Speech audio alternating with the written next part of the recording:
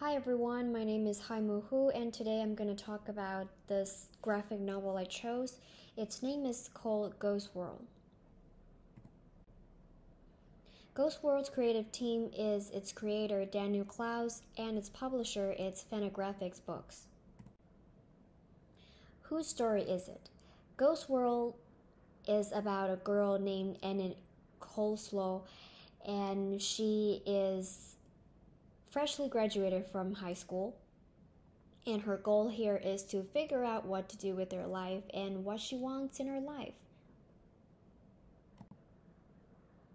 The structure of Ghost World fits into our 12 pages model we have in our page-to-page plot assignment. In our 12 pages model, we have a quarter of the content for Act 1, half of the content goes to Act 2, and then finally another quarter for Act 3. I have created this chart to demonstrate how Ghost World's plot and story arcs fits into the 12 pages model. So first of all, let's take a look at Act 1. Act 1, we have page 11 to 22. The reason for page 11 is because the former pages are some illustrations by the creator and copyrighted content and splash pages. So I just put it here as page 11 to 22, but the first quarter is Act 1. And then let's take a look at Act 2. We have page 23 to 64. And finally, page 65 and 82 goes to Act 3. And so here we have 2 points, 2 breaks that identifies the change, the shift from one act to another. So the first plot point over here is when Enid starts going into this phase of showing her rebellious side on her outside appearance. So from this point on, she would have all these different kinds of hairstyles, and through Act 2, she will have different kinds of conversations with her friend Rebecca. Sometimes they will be cynical together, sometimes they fight, sometimes they talk about their feelings. And one important thing is about a boy they gonna fight over with, and I'm gonna talk about that more in the arcs part. And this breakpoint number 2 here is where Enid decides to finally show her feelings, finally admits her feelings, and goes to her crush and see whether he likes her back or not. And after that, her crush is gonna, reveal his feelings as well, and that's gonna set the two girls' paths apart, and they finally have to face the fact that they have different goals, and going through Act 3, they are drifting apart. Next, we have the arcs. We have character arc and then story arc. For character arc, both protagonist Enid and her friend Rebecca have a solid character arc. In this entire story, it's about their growth. They are growing up to be brave enough to admit their conflicted feelings and the different goals they gradually realize. It is almost like they were a group at first, and then they evolve into 2 different individuals having different goals and going on different paths. For the story arc here, it is a solid story arc. There are clear beginning, middle, and end.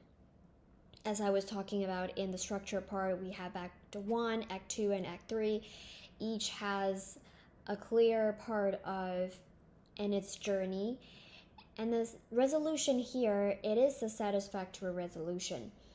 although the resolution, I would say it's a little bit sad because they kind of drift apart because they have different goals, but generally that is a satisfactory resolution because it almost reflects the reality we live in, which sometimes people have different goals even though they are really, really close friends, and they have to go on different paths. And there will be quarrels, there will be really touching moments, they have a conversation, and that's just part of life. So I would say it's a satisfactory resolution. And it also concludes Anna's journey of growing up and decides what she's going to do in the future. Following up, we have transitions. I split this conversation up to 2 slides because, first of all, we're going to take a look at how we look at transitions in Ghost World from the perspective of Scott McCloud's 6 categories of panel-to-panel transition. I picked 3 out of the 6 transitions to talk about here. First, we have scene to scene. So we can see 2 girls were at an exhibition together, then they move on to be in a motel room. So this one scene, one place, and then move on to another scene. Next, we have action to action. For here, let's focus on the character Rebecca. So she just enters Enid's room and she's like standing there waiting for her to come back. So she then picked up this magazine from the table, and then Enid's come back. And the moment when she returned, Rebecca was reading this magazine. So we have 3 different actions here. And then we have subject to subject. We can see Rebecca and Enid are having a phone call. So first we have Rebecca over here, and then the panel transition to Enid's room. So the transition comes back and forth from Rebecca to Enid and Enid back to Rebecca, and they're having this phone call together. So here are the 3 transitions from Scott McCloud's categories. Next, transition 2, I have some personal thoughts toward the transitions in Ghost World. First is I think there could be some captions, since I noticed there aren't really any captions in this graphic novel. I think there could use some captions to make the transitions clearer and state the where and when clearer. And next point is about why I think there should be some captions to help, because for now I comprehend the settings and transitions through dialogue and its different hairstyles. Next, we have effectiveness and recommendation. So for Ghost World, the page as a mini comic, I would say some are not.